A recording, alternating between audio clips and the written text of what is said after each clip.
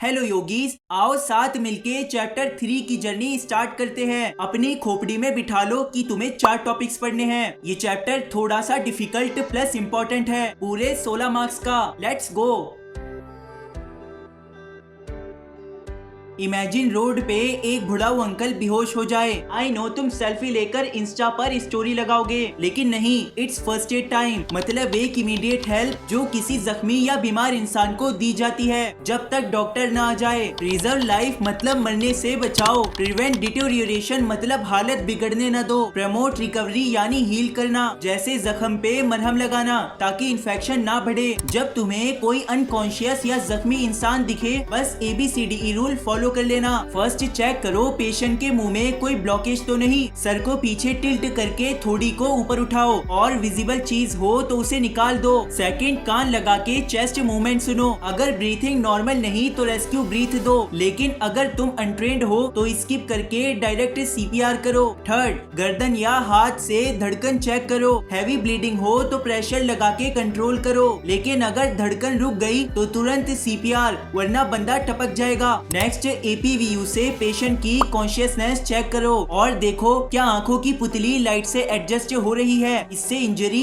या brain problem पता चलेगी। फिफ्थ, कपड़ों को केयरफुली उतार के हिडन इंजरीज चेक करो, प्राइवेसी मेंटेन रखते हुए, और पेशेंट को ठंड से बचाओ टू अवॉइड हाइपोथर्मिया। कार्डियोपुल्मोनरी रेसिसिटेशन मतलब जब सांस या हार्ट बीट रुक जाए तो आर्टिफिशियल वे से ब्लड और ऑक्सीजन ब्रेन तक पहुंचाना, वरना बिना ऑक्सीजन के 4 से 6 मिनट में डैमेज शुरू। CPR स्टार्ट करने से पहले मेक श्योर जहां तुम हो वो जगह सेफ है भी या नहीं। पेशेंट को जगाने की कोशिश करो, कंधे पर हाथ रख के जोर से कहो आर यू ओके। अगर वो रिस्पांस नहीं दे रहा तो इमरजेंसी पे कॉल लगाओ। ऑटोमेटेड एक्सटर्नल डेफिब्रिलेटर यानी AED मिले तो उसके वॉइस इंस्ट्रक्शंस फॉलो करो। ये शॉक मशीन होती है कार्डियक अरेस्ट के लिए। अकेले हो तो CPR स्टार्ट करो, लेकिन आसपास लोग हैं तो ड्यूटीज बांट लो। Now how to do CPR। पहले सिचुएशन चेक करो जो हम ऑलरेडी पढ़ चुके। सेकंड, कंप्रेशन से पहले मेथड डिसाइड करो। थर्ड, कंप्रेशन यानी चेस्ट दबाना।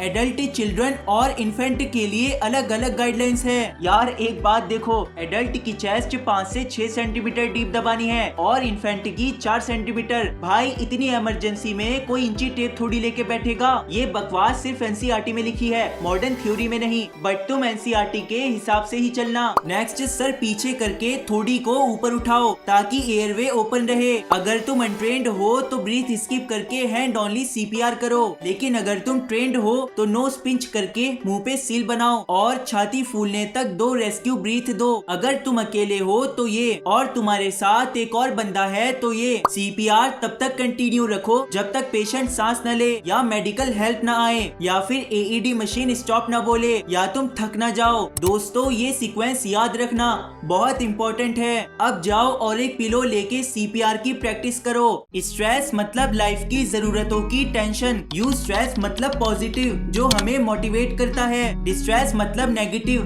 जो हेल्थ खराब करता है। स्ट्रेस हार्मोन्स को ट्रिगर करते हैं जिससे बॉडी लड़ने या भागने के लिए एक्टिव रहती है। लेकिन स्ट्रेस सिर्फ बाहर की दुनिया से नहीं बल्कि हमारे अंदर के थॉट्स, डर और ओवर थिंकिंग से भी आते हैं। स्ट्रेस 2 तरीके के होते हैं। गुड स्ट्रेस जो शॉर्ट टर्म के लिए आके हमारी परफॉर्मेंस बढ़ा के चला जाता है। बैड स्ट्रेस, इसके फर्दर 3 टाइप्स है। एक्यूट स्ट्रेस जो अचानक आता है। एपिसोडिक एक्यूट स्ट्रेस जो बार बार आता है एपिसोड्स की तरह। क्रोनिक यानी लॉन्ग टर्म स्ट्रेस जैसे तुम्हारे बोर्ड एग्जाम जो रोज तुम्हें दहशत देते हैं। स्ट्रेस के कारण जैसे कि पैसा, वर्कलोड, रिलेशनशिप इश्यूज और मॉडर्न लाइफस्टाइल। आजकल तो फोन का नोटिफिकेशन ही स्ट्रेस देता है। इस वीडियो को लाइक कर दो और प्यारा सा कमेंट ताकि मुझे कम स्ट्रेस हो। स्ट्रेस के सिम्टम्स मतलब अगर तुम्हें ये सब फील हो रहा है तो तुम स्ट्रेस में हो। अब स्ट्रेस लॉन्ग टर्म है, फ्रीक्वेंट है या शॉर्ट टर्म, ये पता लगाने के लिए इस टेबल को रीड कर लेना। याद मत करना लेकिन रीड जरूर करना।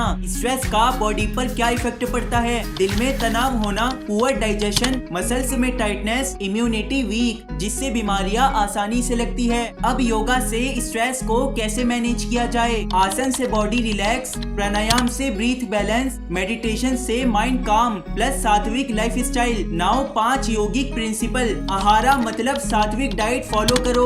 विहार यानी प्रॉपर रेस्ट लो। आचार मीन्स अच्छे हैबिट्स और डिसिप्लिन फॉलो करो। विचार मतलब पॉजिटिव सोचो। व्यवहार मतलब अच्छा बिहेवियर रखो। Daily home chanting instantly stress को कम करेगा। बेसिकली नमाज, पूजा और रिलीजियस थिंग्स स्ट्रेस को कम करते हैं। अभिनासन और प्राणायाम को रीड कर लेना, एनसीईआरटी में मेंशन है। ज्यादा डिटेल में मत जाना, लेकिन तुम्हें बस ये पता होना चाहिए कि कौन सा आसन स्ट्रेस कम करता है। इसी के साथ पार्ट 1 खल्लास।